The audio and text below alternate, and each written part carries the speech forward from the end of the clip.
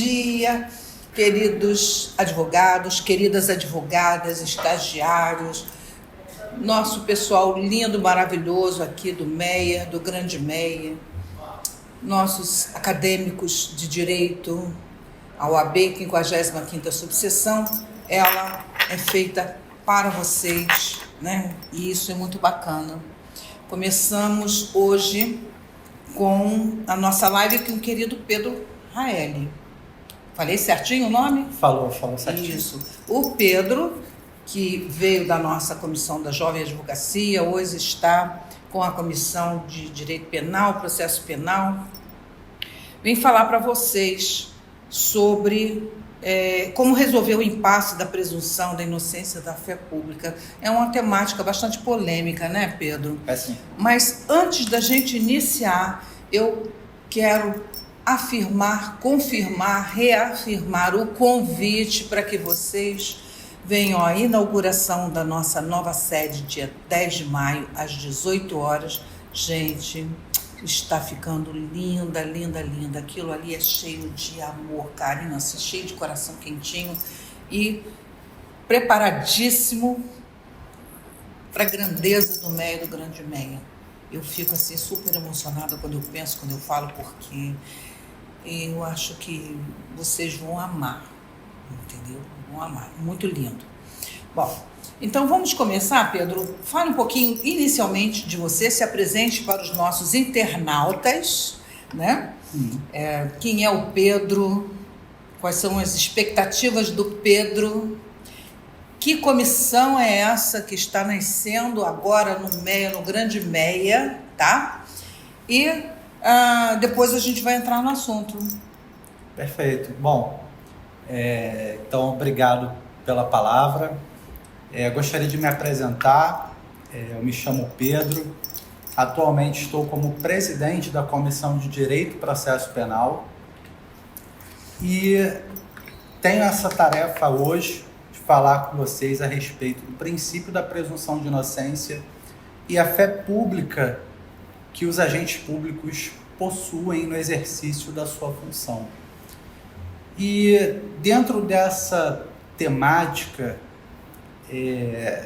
de tamanha importância, principalmente para a advocacia criminal, principalmente porque hoje o advogado criminalista, ele, vez ou outra, pegando uma causa criminal, ele se submete a uma audiência de instrução e julgamento. E nela temos a arguição de testemunhas, temos arguições de vítimas.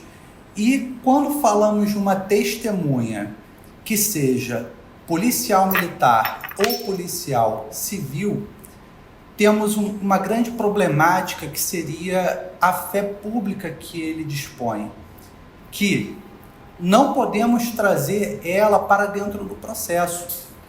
Quando nós trazemos a fé pública para dentro do processo criminal, nós estamos indiretamente instituindo aquela antiga rainha das provas. A rainha das provas, antigamente, no sistema inquisitivo, tinha por principal função obter uma confissão. A rainha das provas era uma confissão, ou seja, uma declaração de uma pessoa que às vezes era obtida mediante, ora, tortura, ora, outros métodos que atualmente a nossa Constituição de 1988 já não tolera. Então, a gente tira do réu a confissão como rainha das provas e colocamos no policial pelo simples fato dele o selo. Eu não estou falando aqui que o policial não deve ter a credibilidade pelos seus atos, pelo contrário. A gente tem que ter uma dimensão, uma ideia de que quando o policial ele está trabalhando, ele sim possui fé pública. Uma ordem de parada, uma requisição. Imagina que o delegado de polícia, no seu mister, conduzindo um inquérito policial, ele expede uma requisição para investigar, ele precisa de dados das pessoas. Essa requisição é necessário fé pública, é necessário que aquele particular que receba essa requisição da delegacia entenda que aquilo ali tem força de exigência, tem autoexecutoriedade. E no mais, adentrando já a temática, eu gostaria de fazer até uma distinção do que seria a presunção de inocência, o que seria a presunção de veracidade dos atos administrativos, porque a partir dessa distinção podemos identificar na súmula 70 do Tribunal de Justiça do Estado do Rio de Janeiro uma incompatibilidade em razão da matéria, uma incompatibilidade axiológica.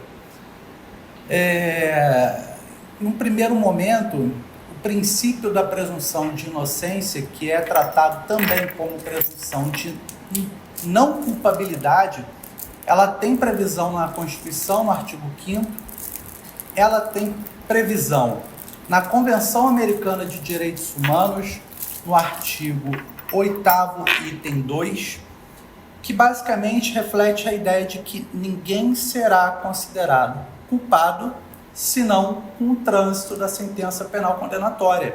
Quer dizer, a gente só pode definir alguém como culpado se houver a preclusão máxima, se houver o trânsito em julgado da sentença. Sem esse trânsito em julgado, então a pessoa ela é presumidamente inocente.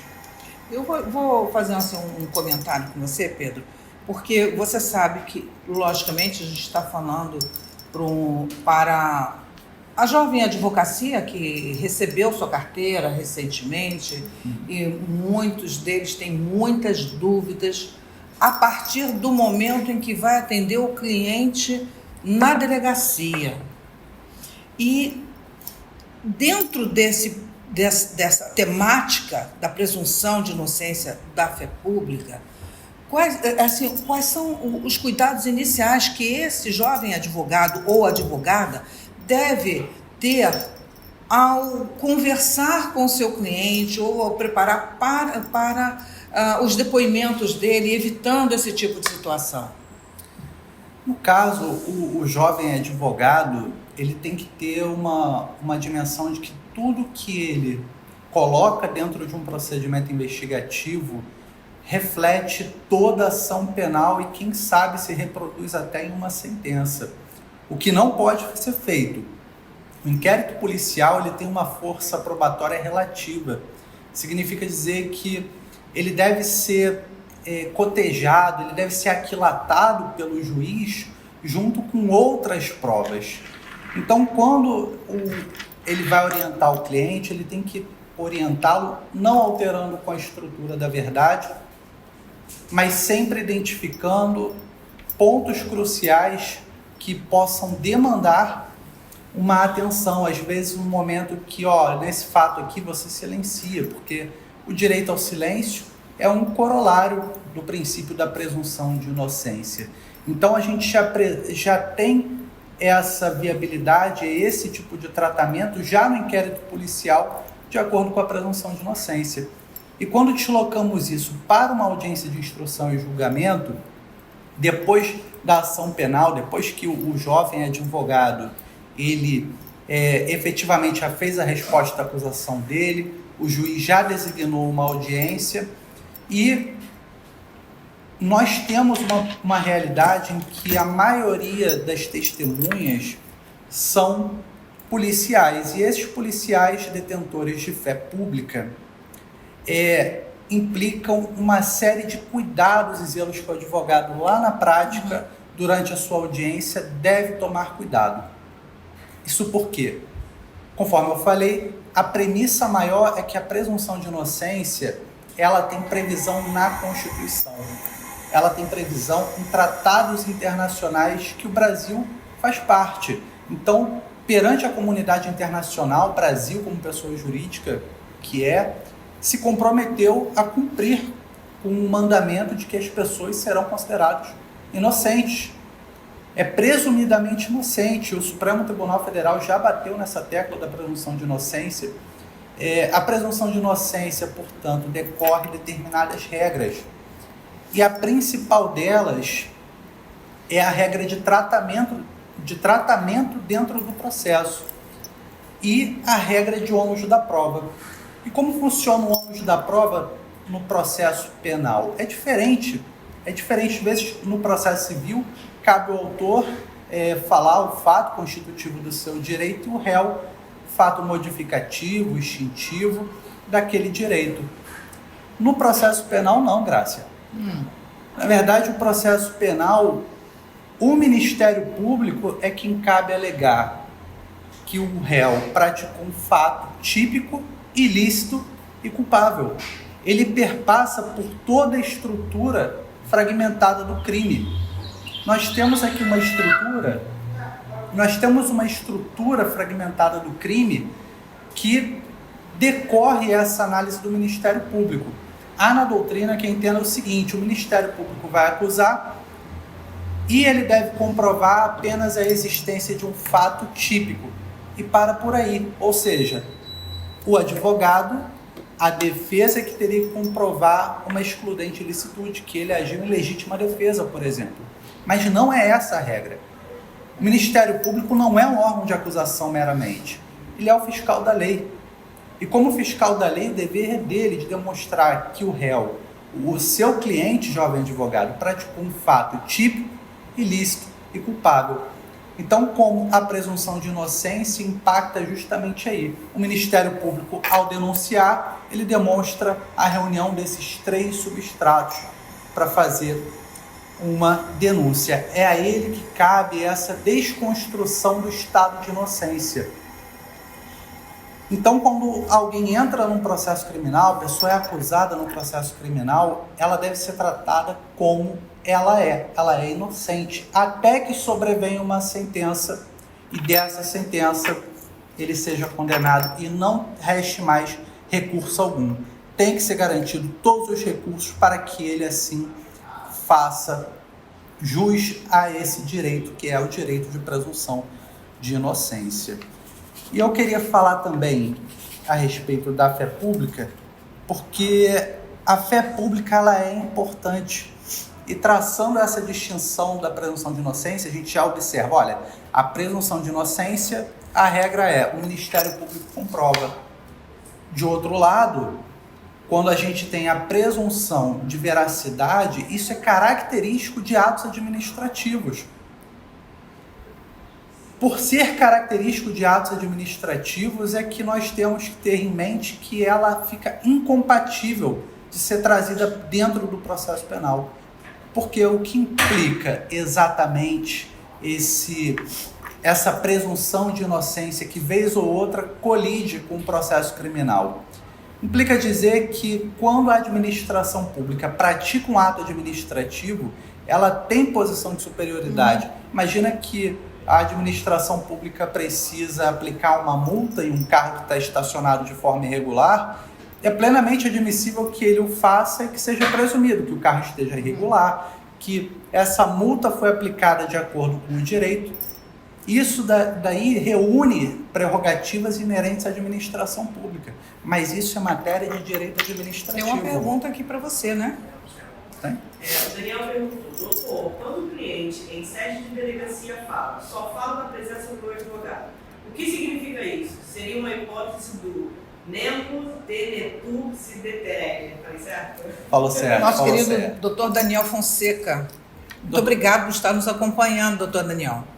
Doutor Daniel, seria sim, porque é o princípio do direito ao silêncio, é o que enuncia o direito ao silêncio. O direito de silenciar significa também o direito de ser acompanhado pelo seu advogado. Lembrando que se a autoridade pública ainda assim decide prosseguir no interrogatório do seu cliente, ele está praticando crime de abuso de autoridade. Então tem que ficar atento na prática que, se o seu cliente desejou fazer o uso do direito ao silêncio, ele deve ser feito de forma plena, seja silenciando sobre os fatos, como de ser acompanhado. Salvo melhor juízo, é o artigo 15 da Lei de Abuso de Autoridade. Lembrando que ele deve ser lido junto com o artigo 1º ou 2º, que fala do especial fim de agir de prejudicar outrem ou beneficiar. Então, fazendo essa leitura conjunta, é dessa forma. Seu cliente quer ser acompanhado por advogado, a autoridade suspende o ato e aguarda a chegada do advogado, pelo menos na teoria. Na prática, Na prática, às vezes o ato segue e tem que ser controlado isso de certa forma. Tem que passar para o seu cliente que você só fala quando eu estiver presente na delegacia. Essa área é muito complicada, né? Muito delicada, eu diria. E quando tem investigações mais complexas, com vários investigados, aí fica mais difícil ainda, porque às vezes a oitiva se fragmenta em salas diversas e você tem que ter ou uma equipe com você, ou então ter um contato do corregedor, porque é muita gente para você atender e o interrogatório ele é feito com ou sem a sua presença na prática. Mas essas perguntas são muito boas, né? São ótimas. Continue fazendo suas perguntas, pessoal. Façam perguntas, com certeza. E dentro dessa temática da presunção de veracidade dos atos administrativos, que é a nossa fé pública, tem uma certa lógica. Porque, como eu disse, a aplicação de uma multa de um carro irregular é uma coisa. Outra coisa agora é o processo criminal. Dentro do processo penal, a gente não está discutindo a legitimidade de um ato administrativo. A gente está discutindo se a gente prende ou se a gente absolve uma pessoa. É um assunto de tamanha seriedade. A gente está lidando com liberdade, nós estamos lidando com liberdades. E quando lidamos com liberdades, não há espaço de atuação para a fé pública daquele servidor. Respeito à categoria policial, tenho grande admiração, temos segurança graças à polícia militar, graças à polícia civil, mas dentro do processo o policial ele é uma testemunha. E como testemunha, ele não deve ter primazia nas suas declarações, porque na verdade a gente subverte a dinâmica do ônus da prova quando ele tem primazia das suas declarações. Se o que o policial fala no processo penal é verdade, então temos uma inversão do ônus da prova em desfavor do réu. E não pode acontecer. Ele é uma testemunha tanto quanto outra. Ele deve falar aquilo que ele viu, aquilo que ele ouviu ou aquilo que ele sentiu. A testemunha, ela é algo que é sensorial. E ela passa aquilo que ela viu, que ela percebeu pelos seus sentidos para dentro do processo. E atualmente, com a vigência da DPF 635, por exemplo, que determina o uso de câmeras pelos policiais, eu entendo que houve uma facilitação para o órgão de acusação dentro dessa perspectiva, porque a memória humana ela está suscetível a falhas. Sim. E dentro dessas falhas, imagina um policial que ele é submetido a operações diversas. Mas aqui no Rio já está sendo utilizadas as câmeras? Já está sendo utilizadas as câmeras. E São Paulo a gente vê muito, né? São Paulo sim. São Paulo sim. Eu mais uma pergunta aqui da Marcela. Claro. Se o MP decidir que o crime investigado pelo delegado é diferente, ela trata a denúncia com outra tipificação, é capaz de pedir para o inquérito ser refeito segundo a nova linha de pensamento? Bom, o que acontece? O delegado de polícia, quando ele termina o inquérito, ele faz um relatório circunstanciado de tudo que ele investigou. E ao final ele faz o indiciamento. O Ministério Público, quando ele recebe o procedimento investigativo, ele tem total liberdade, autonomia funcional para mudar a classificação dada pelo delegado de polícia. Não é tão difícil.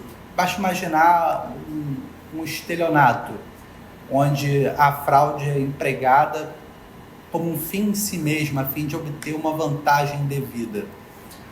Pode ser que o promotor de justiça entenda que não seja o caso de um estelionato, seja um furto mediante fraude, ou seja, a fraude foi utilizada para afastar a vigilância sobre a coisa e assim ter a subtração. Eu não sei se ficou tão claro assim, mas o Ministério Público não está vinculado ao que o delegado de polícia fala e o juiz também não está vinculado à classificação jurídica que o Ministério Público atribui ao fato. Então, dentro dessa dinâmica, perguntando sobre voltar os autos para uma outra linha investigativa, Eu entendo que se o Ministério Público entende que a definição é diversa, ele tem duas posturas. Ou ele denuncia com aquela definição e o fato já foi investigado, ou ele requisita a Polícia Judiciária para que cumpra novas linhas investigativas. Lembrando que o Ministério Público, pelo 129 da Constituição, ele é o fiscal da lei, ele controla a atividade externa da polícia e nisso ele requisita aquela diligência, mas ele precisa especificar o que ele quer do delegado de polícia. Então, eu entendo que o crime não é um, é o outro. Eu quero que...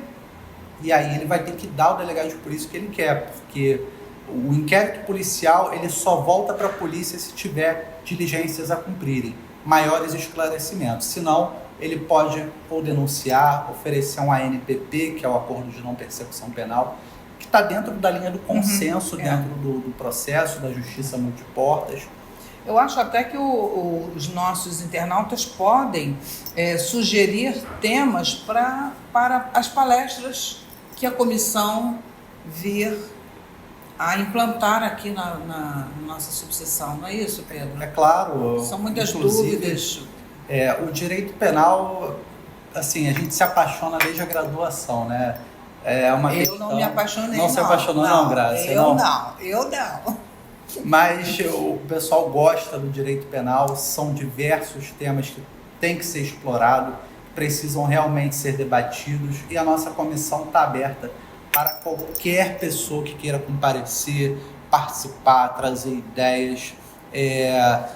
O MEIA ele está aberto para todas as pessoas e agora com essa nova sede, né, espaço muito maior, a gente quer coração quentinho, né? Quentinho. A gente vai trazer muita pessoa para ficar junto aqui, para colaborar com a Comissão de Direito e Processo Penal. Principalmente trazer excelência, né? Em conversa até com o nosso querido James Walker, que é o nosso presidente de honra aqui da nossa comissão. Um beijo para você, James. A gente fala da nossa preocupação com o jovem advogado, a jovem advogada, que vai entrar nessa especialização e que, de fato, não é somente o cuidado com o cliente, mas o cuidado consigo e a expertise das temáticas, né?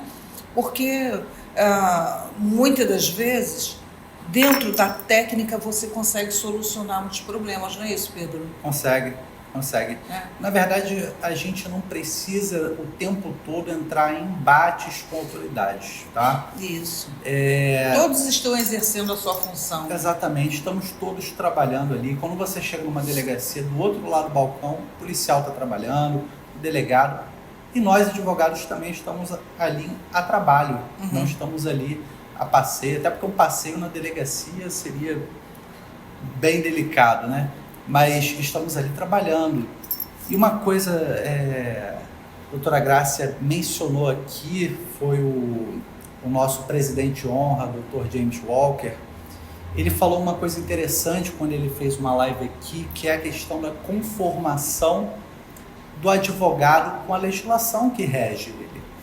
Então, quando a gente vai para uma delegacia muito bem instruído, muito bem conformado com essa legislação, a gente já não passa tantos prejuízos, a gente não passa tanto problema, porque temos a dimensão dos nossos direitos, e temos a dimensão do direito do nosso cliente. Então, às vezes, uma conversa, às vezes, ser assertivo no seu direito é o suficiente para a autoridade se convencer dele. Não precisa ir e entrar em um embate. Não entre em um embate se você não tem o know-how da área. É verdade. Se você não tem o know-how da área, evite o conflito, porque nessa seara criminal estamos suscetíveis a tudo. Você me fez uma colocação aqui de que, até com relação à parte da matéria, relação jurídica, que essa distinção se faz necessária para apontar um problema grave que se transformou no enunciado da súmula 70 do Tribunal de Justiça aqui do Rio de Janeiro. E aí eu te pergunto, quais são as consequências práticas, Pedro, da súmula 70 no TJ aqui? Então, a grande temática que foi aqui introduzida, falei da presunção de não culpabilidade, presunção de inocência, falei da fé pública, e eu estou falando sobre isso porque justamente a fé pública, ela está constando dentro do processo criminal e a súmula 70 afiança esse tipo de condenação. Então, na prática, em termos práticos, o problema é o seguinte: a gente tem um processo criminal que não tem provas, apenas a palavra do policial, e uma pessoa é condenada. Então, dentro dessa dinâmica, o problema prático da súmula 70 é que nós temos que ter um diálogo com o Tribunal de Justiça a fim de que haja um cancelamento ou pelo menos uma revisão dessa súmula, porque essa súmula fundamenta uma condenação. Então, amanhã o seu cliente está em algum contexto ali, dentro de um conflito policial e etc., e tem só a palavra dele de que ele estava armado, e não tem uma apreensão de uma arma de fogo nesse processo, só a palavra do policial vai condenar. Uhum. Ah, não temos uma arma de fogo apreendida, o policial falou que viu e é isso mesmo. O que para mim é um grande absurdo. A polícia tem meios e recursos para identificar armas de fogo, droga, interceptação telefônica, tem helicóptero, eles têm todo um arcabouço, um aparato bélico para investigar devidamente, encontrar indícios de autoria e provas de materialidade. Porém, essa súmula 70 indica que a palavra do policial é suficiente para uma condenação, o que é muito temerário, é perigoso até para nós como cidadão. Não é só uma questão, isso não é uma temática apenas que impacta na advocacia criminal, impacta na sociedade diretamente. Você, cidadão, amanhã você está no seu direito, o policial militar foi falar com você e você foi preso por desacato, tenha certeza que o que o policial falar no inquérito vai fazer um peso muito maior do que as suas declarações e você, muito provavelmente, potencialmente, será condenado. E isso acaba gerando injustiça. Isso nos retoma a um tempo medieval, onde a gente tinha a palavra do juiz inquisidor, do agente público, sobre todas as demais provas. A gente tem um sistema que vai beirando o sistema inquisitivo, e nós estamos em um sistema acusatório. A nossa Constituição diz que o sistema acusatório prestigia a ampla defesa, o contraditório. O ônus da prova, como eu falei, Grácia, é do Ministério Público, não é do acusado. O acusado não tem que provar que é inocente. A acusação é que deve satisfatoriamente indicar a culpabilidade dele. E se não temos provas suficientes, absolve. Absolve, está na lei que é para absolver.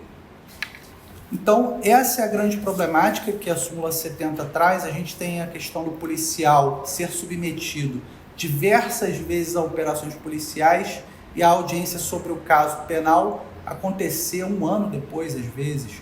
E como é que o policial que toda hora faz uma operação vai conseguir lembrar dos fatos daquele processo específico?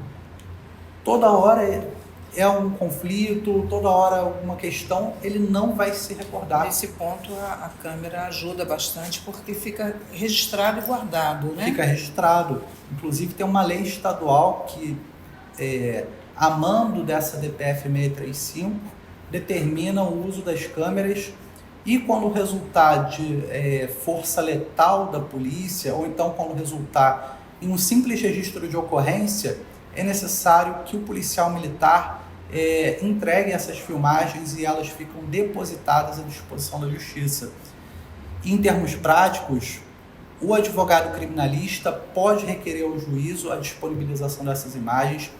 Eu tenho até uma causa, não vou entrar no mérito até por questões éticas, mas que eu solicitei a câmera ao juízo e todos querem saber exatamente o que está se processando, o que eu estou acusando, o que eu vou julgar e o que exatamente eu estou defendendo. Então, pode fazer o requerimento pedindo as câmeras. O doutor Anderson aqui está fazendo um comentário de que o sistema do processo penal ele é acusatório. Perfeitamente, é o sistema acusatório. E quando a gente fala que a fé pública sozinha condena, ainda que não tenha provas nesse processo, a gente caminha por um inquisitivo. A gente permite uma inquisitividade dentro de um processo criminal. Mas há como resolver esse impasse da presunção de inocência de fé pública? Graça, eu acredito que sim. É necessário que o Tribunal de Justiça reveja essa súmula, esse enunciado, seja para cancelar ou para revisar. Bastaria que o Tribunal de Justiça, o mero cancelamento dessa súmula seria o suficiente. Mas eu sugiro, por exemplo, o enunciado. Uma vez o policial, o testemunho do policial por si só, não fundamenta uma condenação. Esse por si só, a gente pode interpretar de forma que deve ter a palavra do policial e outras provas no processo que indique que seja convergente com o que está colimado naquele processo para uma condenação. Ou, quem sabe, até uma absolvição. Nem todo mundo merece ser. Já existe algum movimento tentando modificar essa súmula, algum artigo, alguma... Vamos dizer assim, o que vem sendo feito para tentar modificar esse enunciado da súmula 70? Bom, ou o que precisaria ser feito? Então, atualmente nós temos um movimento dentro dos tribunais mesmo, dos tribunais superiores, principalmente o Superior Tribunal de Justiça. Existem diversos precedentes atualmente que falam que a palavra do policial por si só não fundamenta uma condenação ou uma decisão de pronúncia. Significa que, atualmente, o Superior Tribunal de Justiça já vem reformando decisões que são proferidas em primeira instância, em sede de recurso no Tribunal de Justiça, e quando chega ao STJ, tudo que foi definido anteriormente está sendo anulado, porque só a palavra do policial não fundamenta uma condenação. Já um movimento da jurisprudência dos tribunais superiores. E, atualmente, a Comissão de Direito e Processo Penal ficará responsável por realizar estudos, por tentar travar esse diálogo com o tribunal a partir de conhecimento, a partir do diálogo, para que haja esse cancelamento. Eu coloco à disposição do tribunal essa comissão para que, a partir de estudos, de pareceres, de análises, a gente consiga chegar a um consenso, porque a grande questão aqui é a liberdade de todos, é o direito à presunção de inocência, é o direito de presunção de inocência que deve prevalecer dentro de um caso concreto, dentro de um processo criminal. Nós podemos, inclusive, convidá-los, né, a participar, não somente através do estudo, você fazer um grupo de trabalho e fazer essas pesquisas estatísticas, mas nós temos também, Pedro, um convênio, uma parceria com a seccional, o Centro de Documentação Histórica com o doutor Aderson Bossinger. Ele fez conosco aqui no MEA uma parceria, foi a primeira revista eletrônica em parceria de artigos que nós falamos, são os artigos científicos, porque se a gente não trabalhar com base em pesquisas, nada se modifica, né? Perfeito. Então, as opiniões, as técnicas, pesquisas, dados estatísticos, nós convidamos todos vocês a participar, a integrar o grupo de trabalho que o doutor Pedro Raeli irá montar na nossa nova comissão, que vai tomar posse em breve na nova sede. No dia 24. No dia 24 de maio. Qual o horário que vai ser? Será às 2h. Olha, dia de Santa Sara, hein? Que data bonita, hein? Para quem gosta, dia de Santa Sara. Então, vocês venham também prestigiar a comissão, onde todos os membros vão tomar posse e trazer suas sugestões, suas opiniões, artigos, estudos, né? Perfeitamente. Quanto tempo nós temos? Nós temos 10 minutinhos aqui para falar, para receber algumas perguntas de quem... Quem tiver dúvida pode mandar pergunta. O assunto por si só já chegamos aonde queríamos chegar, que é realmente fazer esse reclamar, né? Pedir ao tribunal, nós como advogados pedimos, geralmente o público que não é da área jurídica, eles têm uma ideia de que o advogado ou advogada domina todos os assuntos, né? E que você, pelo simples fato de ser advogado ou advogada, ter aquele anelzinho, ter a carteirinha vermelha, estar, né, com um escritório de advocacia, você entende e resolve todo e qualquer problema. Não é bem assim, pessoal. Nós temos especializações, né? E cada dia mais se faz necessário você contratar advogados que são especialistas na área. Então, dentro dessa esfera, e você, Pedro, vai dizer aqui para os nossos, porque nós não temos apenas internautas, advogados, estagiários, né? Acadêmicos de direito, nós temos também familiares que buscam essa informação, querem saber o que se passa, têm essa curiosidade, e entender, e você vai dizer o que o advogado especialista na área penal pode trabalhar, pode conduzir. Né? Mas nós temos o advogado da área de sucessões, da área de família, área de criança e adolescente, da área tributária, nós temos, gente foge aqui, trabalhista, ou seja, só previdenciário. Só aqui no MEAS já estamos com em torno de umas 30 comissões temáticas, que são especializações na área condominial, né? Condomínio. E condomínio é muito interessante porque você tem não só a área condominial, mas você tem a área imobiliária, né? Então as pessoas imaginam que imobiliária e condomínio é a mesma coisa, são coisas diferentes, né?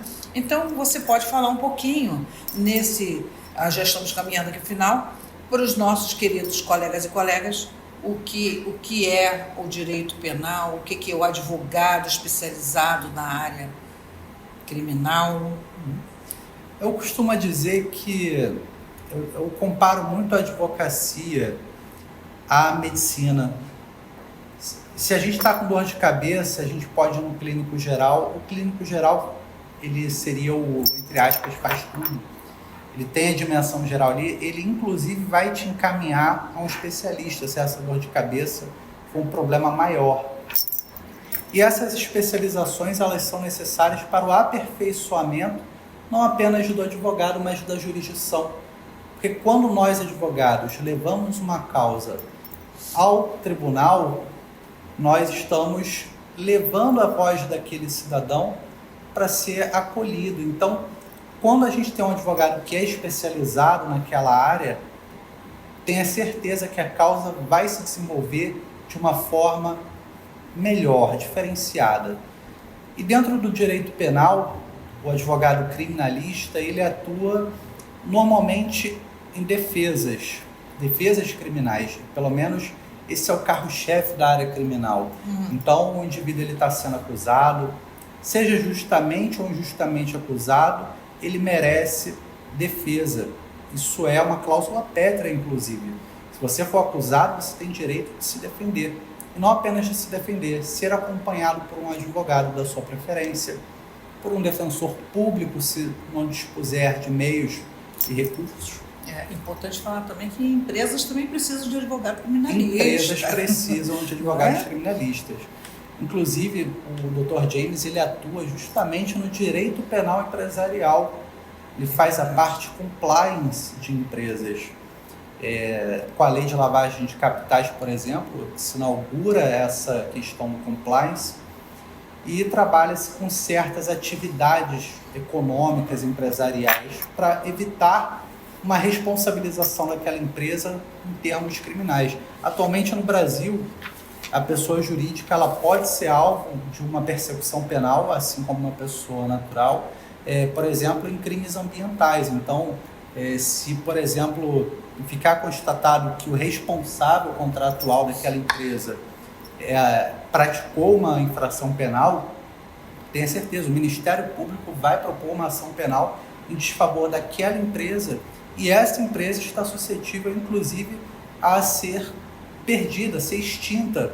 A doutrina, isso é muito acadêmico, a doutrina diria que seria a pena de morte para a pessoa jurídica. Então, para evitar uma pena de morte para uma pessoa jurídica, a gente sabe que empresários possuem a pessoa jurídica ali e é um complexo de função social. A gente tem trabalhadores, a gente tem recolhimento de impostos.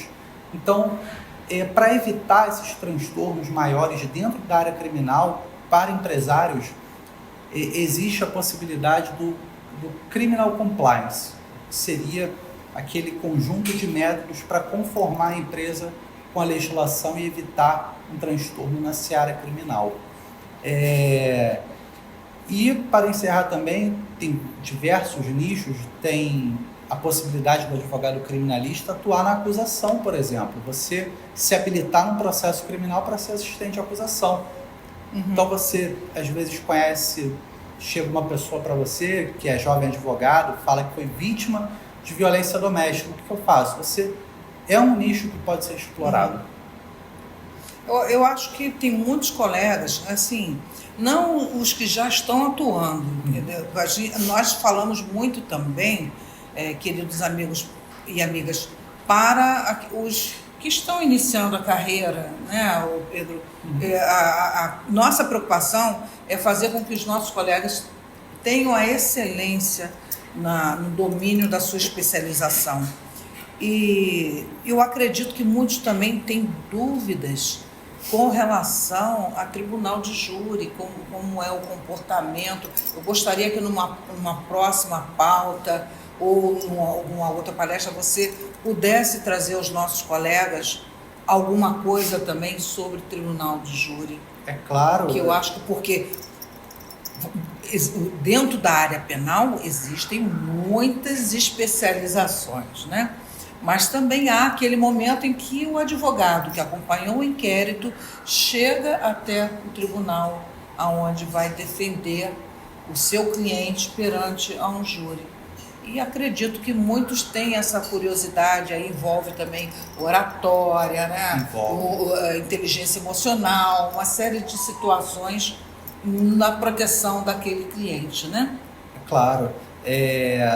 Eu pretendo, tão logo seja possível, chamar até alguns membros da Comissão de Direito e Processo Penal. Temos membros que são tribunos do júri para falar a respeito disso e fazer uma palestra, dar realmente a palavra a quem é de direito. Temos tribunos do júri como membros da Comissão de Direito e Processo Penal. Com muito orgulho eu posso falar isso.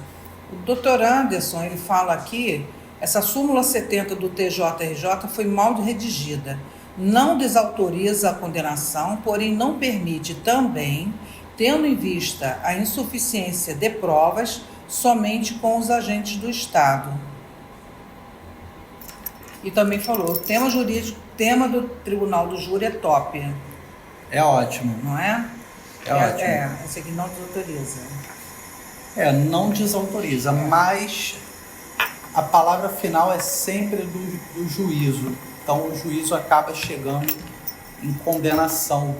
Pelo menos a praxe vem indicando isso. Até o Superior Tribunal de Justiça já reclamou da não observância dos precedentes dos tribunais superiores em relação à palavra do policial. A palavra do policial sozinha acaba condenando, infelizmente. Bom, querido, estamos aqui no finalzinho. Suas considerações aqui, um beijinho, um abracinho para a nossa turma. Obrigado quem compareceu, quem assistiu essa live do início até agora.